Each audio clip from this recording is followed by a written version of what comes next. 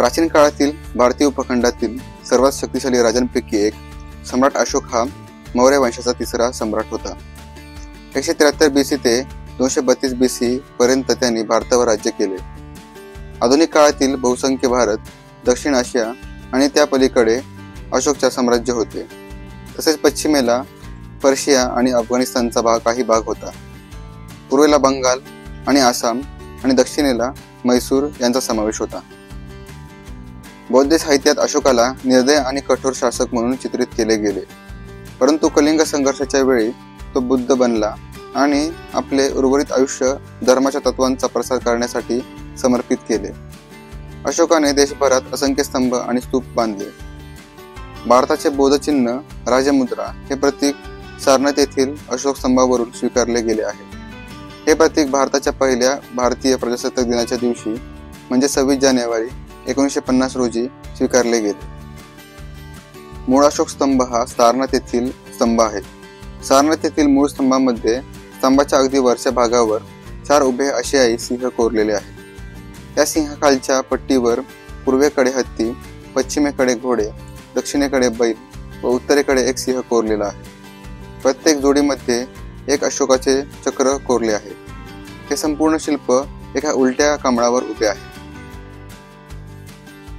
भारताच्या राजकीय प्रतीकामध्ये मूळ स्तंभामधील काही भाग दिसतो। या 3 पैकी एक सिंह समोर बघत आहे, तर 2 सिंह उजव्या व डाव्या बाजूला बघत आहेत। एक सिंह मागे बघत आहे। त्याखाली मधल्या भागी अशोक चक्र आहे। अशोक चक्राच्या डाव्या बाजूला घोडा व उजव्या बाजूला बैल आहे। याखाली देवनागरी लिपीमध्ये सत्यमेव जयते लिहिले आहे। मूळ स्तंभामधील कमळ राजकीय प्रतीकामधून वगळण्यात आले आहे। आता आपण बघूया नाणी आणि नोटांमधला वापर।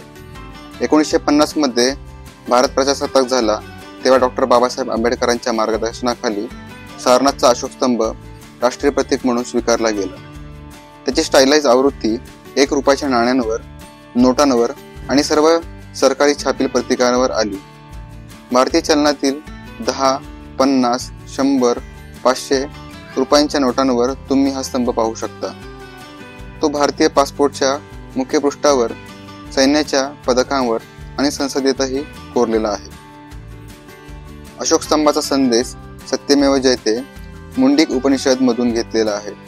याचा अर्थ आहे सत्याचाच विजय होतो। अशोक स्तंभाची थोडक्यात माहिती तुम्हाला चित्राद्वारे कशी वाटली ते तुम्ही कमेंटद्वारे सांगा आणि अशाच नवीन व्हिडिओला या यूट्यूब चॅनलला सबस्क्राईब करा। तुम्हा सर्वांना स्वातंत्र्य दिनाच्या हार्दिक शुभेच्छा। भेटूया या नवीन भागामध्ये। धन्यवाद।